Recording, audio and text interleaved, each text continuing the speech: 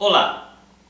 Este é o programa Opus Dissonus, desenvolvido para divulgar a música, a arte, a história e a cultura. Neste primeiro programa, vamos investigar a origem da música.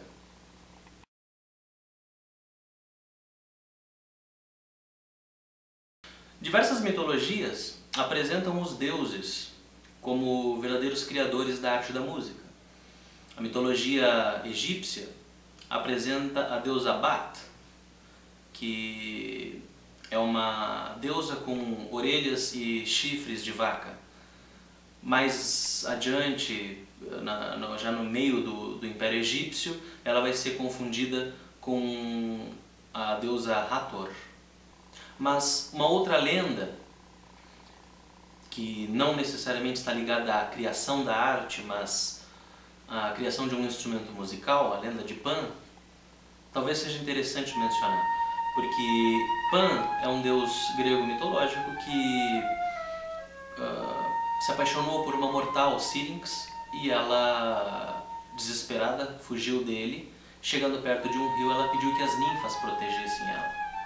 As ninfas transformaram ela num bambu, e ele, quando chegou próximo ao bambu, ele ainda respirava com dificuldade por ter corrido, e isso produziu no bambu um som. Essa observação que ele fez disso fez com que ele quisesse construir ali um instrumento musical, que era uma flauta. O interessante é fazer uma analogia com a realidade, ou seja, foram encontradas flautas que datam de mais ou menos 43 mil anos antes de Cristo. Isso significa que antes mesmo dos homens terem a noção de sociedade, de política e de religião como coisas primordiais para a vida, eles já tinham a necessidade da arte.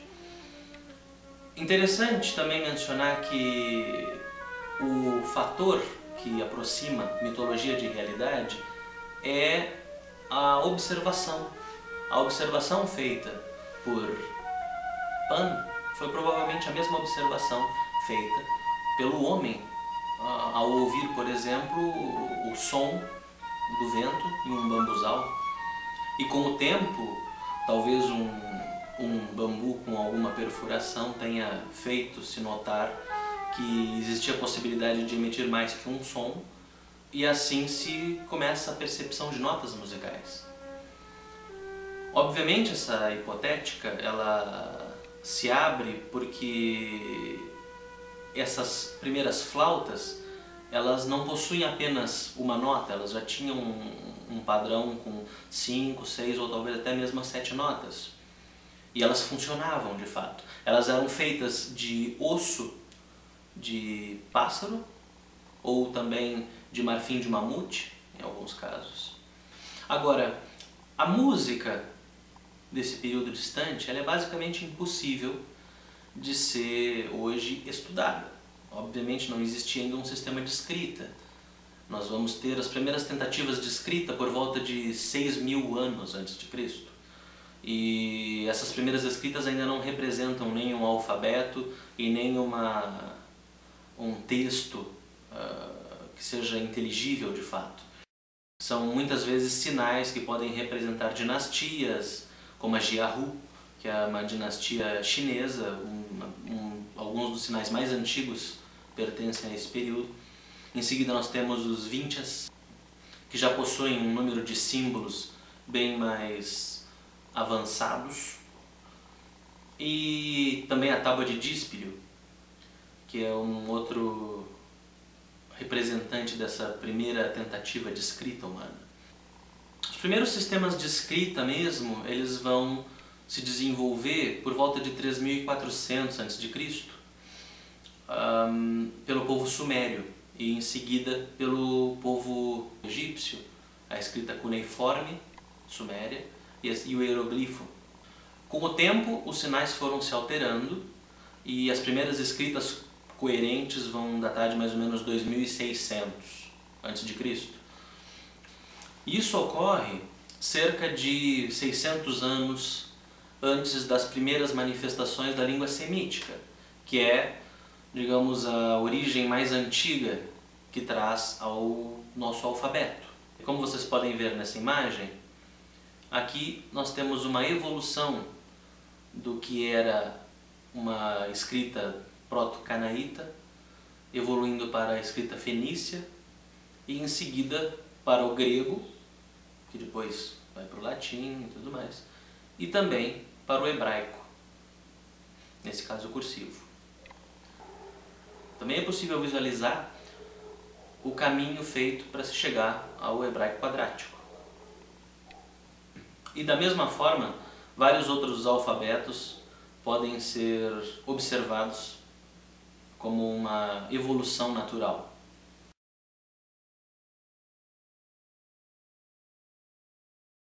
A arte na Mesopotâmia, num primeiro momento, ela se desenvolve mais na arquitetura, como nós podemos ver nos zigurates, exemplo do zigurate de Ur. O povo da Mesopotâmia também é o primeiro a utilizar veículos com rodas e foi o responsável pela criação dos primeiros códigos, as primeiras leis. Inicialmente, um dos códigos mais antigos é o Código de Ur-Nammu, que data de 2040 a.C., e logo em seguida o Código de Hammurabi, que data de mais ou menos 1700 a.C. A escultura e a pintura na Mesopotâmia não sobrou em uma grande quantidade, especialmente no primeiro período. Talvez por questões de processos de criação de tinta ainda não serem tão bem desenvolvidos, pela arte em geral ser mais decorativa, né? E a parte musical ela era altamente religiosa. Sabe-se que o povo entoava cantos a deuses e que essas músicas também eram utilizadas em rituais, como magia, e no qual eles acreditavam que se cantava para pedir saúde ou mesmo para pedir doença a um desafeto, enfim.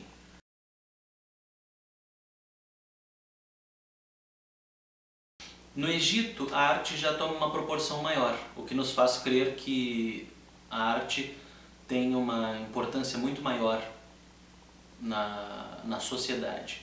Sabe-se que aqueles que faziam arte, eles eram chamados por termos que queriam dizer aquele que dá a vida. Então, obviamente, alguém que dá a vida é alguém muito importante. Mas, de qualquer forma, não existem, por exemplo, nomes de compositores, de pintores que tenham sobrevivido ao tempo. Nós temos o nome do primeiro arquiteto que nós conhecemos, que é Imhotep, mas é um período em que as artes todas ganham grande proporção. A arte não é somente decorativa, apesar da arte decorativa ser de extrema importância para o povo egípcio. Nós temos um grande desenvolvimento na música, nós temos um grande desenvolvimento na pintura, as cores passam a ter uma grande importância e é possível ver a influência dessas cores depois também na arte grega, uma espécie de herdeira do Egito. Uma outra característica da pintura é a lei da frontalidade, na qual eles acreditavam que apresentando um ser sobre dois ângulos, no caso com o peito virado para frente, com as pernas e a cabeça virada para o lado, se dava maior oportunidade de percepção sobre esse ser. Então é característico esse tipo de desenho no Egito Antigo. Neste período surgem as primeiras tentativas de escrita musical, na qual os egípcios utilizaram cores para definir notas, ritmos, mas esse método em si parece não ter sido ainda muito bem decodificado e existe pouca informação sobre o número exato de trabalhos que sobreviveram ao tempo e onde estão também. O que é certo é que a tradição oral foi de extrema importância para a difusão da música no Egito Antigo. E a música folclórica árabe, E, em parte, é um resultado da transmutação que o tempo fez na música egípcia.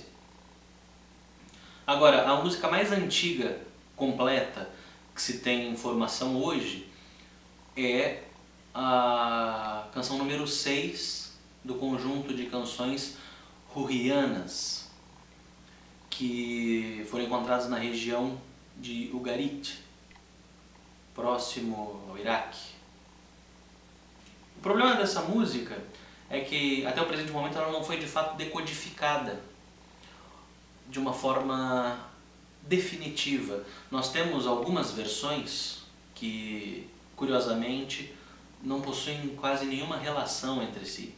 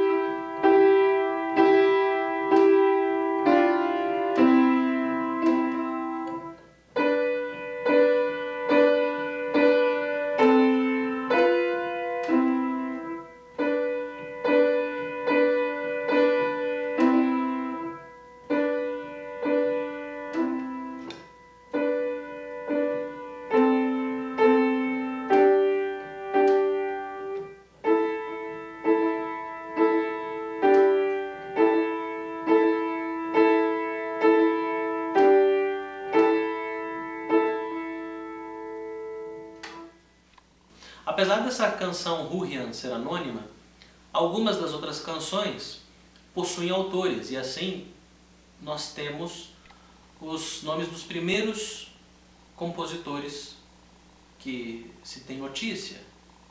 Tapshihun, Purhiana, Urhia e Amya.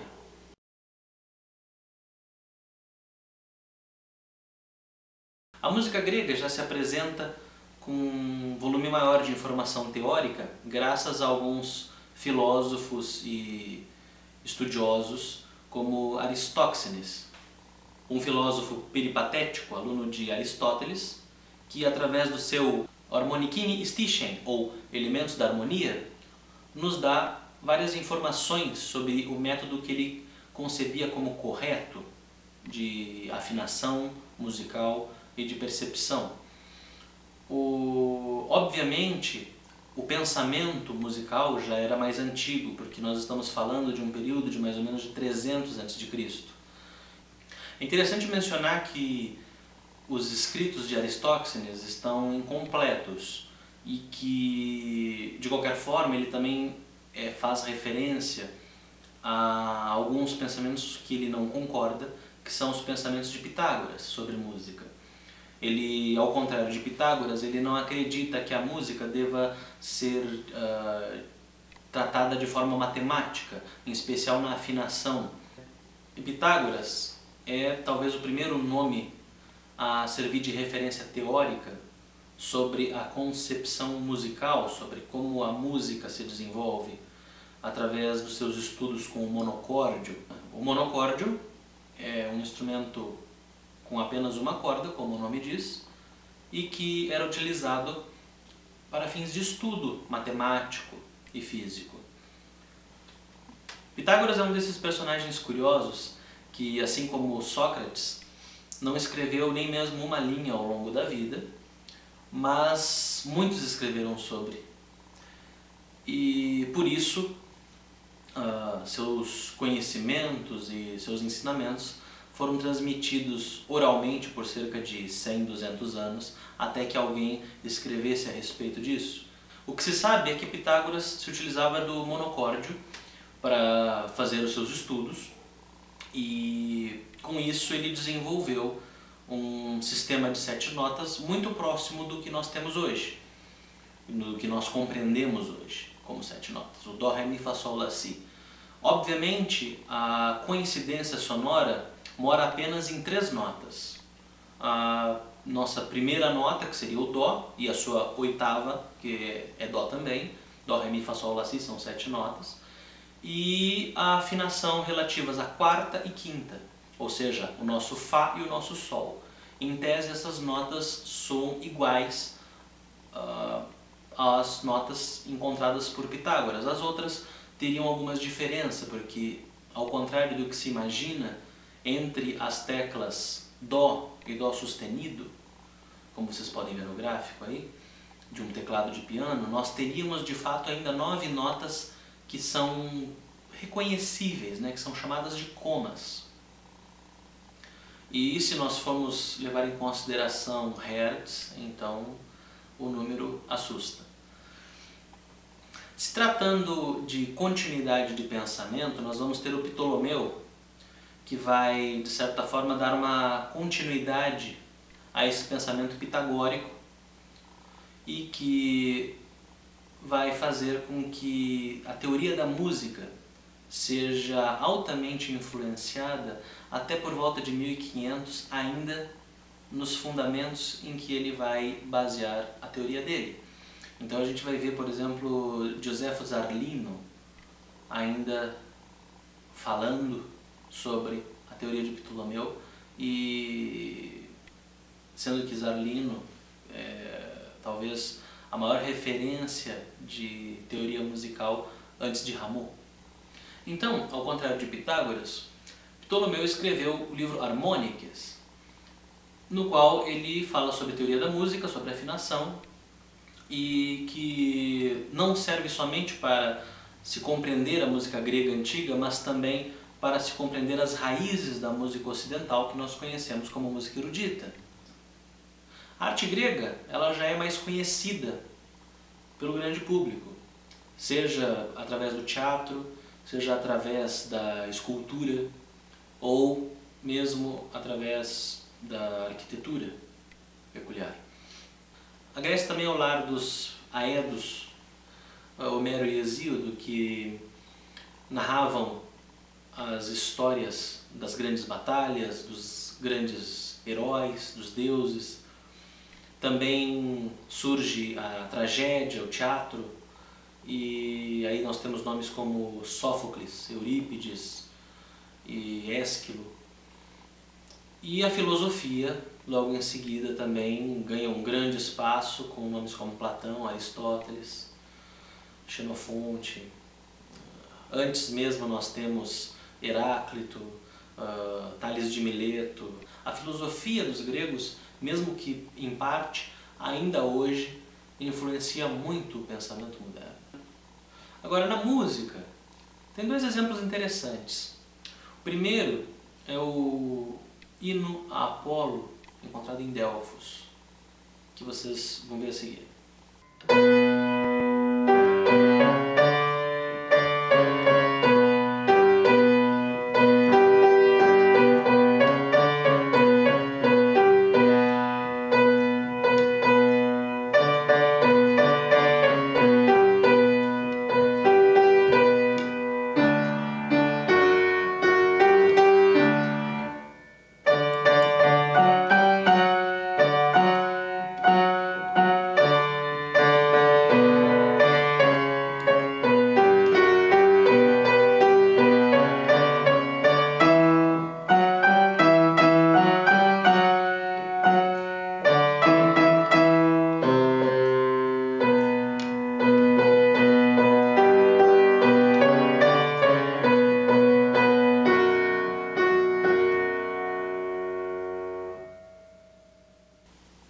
Essa música hoje é apenas um trecho incompleto.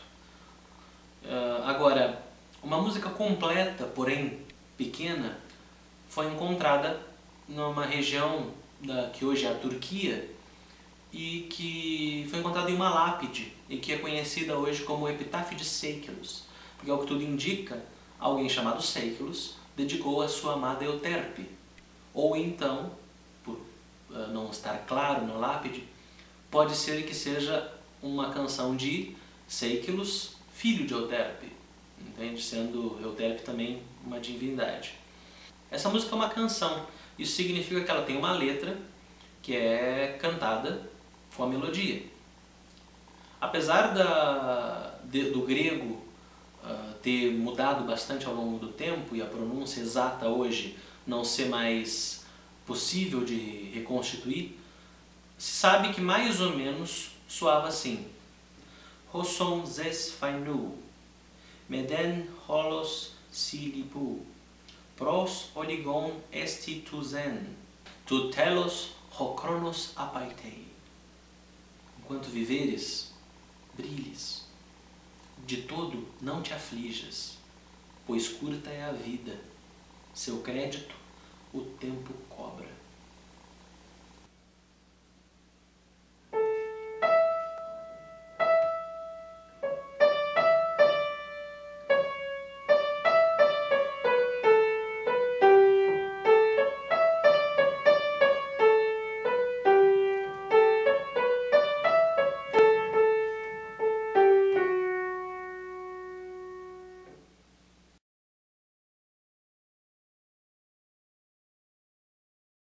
A música bizantina, ela é basicamente religiosa e não exatamente original, no sentido de os compositores não tinham uma liberdade para compor como queriam. Eles utilizavam moldes pré-estabelecidos, como se fossem microcomposições.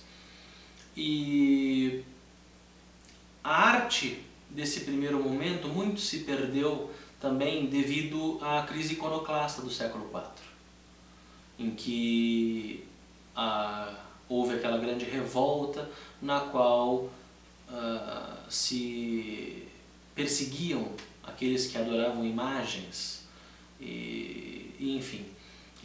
Mas passada essa crise, até mais ou menos século XV, nós vamos ter uma grande evolução da pintura, da música. Agora, provavelmente o mosaico vai ser a arte mais expressiva, a maior expressão artística da arte bizantina.